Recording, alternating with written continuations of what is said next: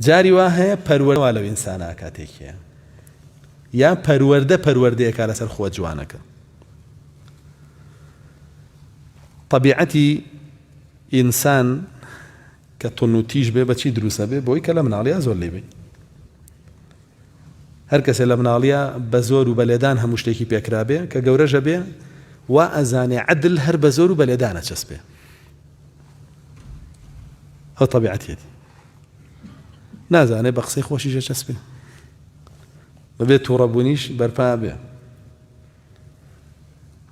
جا عومەری کوڕی خەتاب ڕەزا و ڕەحمەتی ئەڵڵای لێ بێ باسی خۆیەکە فەرمێ باوکم زۆر لێیام لەسەر شوانی کە ئیشم بۆ کرد وێ طبیعەتی چۆن بوو تند بوو هەرچیە بووی و یا ڕەسوڵ الله دعني ئەضرب عنقه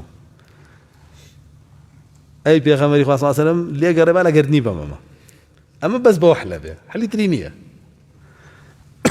بەڵام دواتر الله جل جلاله ئەو تون و تیژیەی بۆ کۆنتڕۆڵ کرد لە عەدلا نەبووە بەکاری نایەنە. یعنی پەروەردە بوو لەسەری کە ئیسلام هاو پەروەردەکەی گۆڕا لە جێی خۆیان بەکار هات. بۆیە تون و تیژی وەکو خۆی خراپ نییە بەس لە جێی خۆیان بەکار بێ. لە جێی خۆیان بەکار نییە خراپە. کە تۆ توانیت تون و تیژەکەی کە تیاتە و لەسەری پەروەردە بووی لە جێی خۆیان بەکاری بێنیەوە چی؟ ئەو گۆڕای تاو بە باشیش گۆڕای.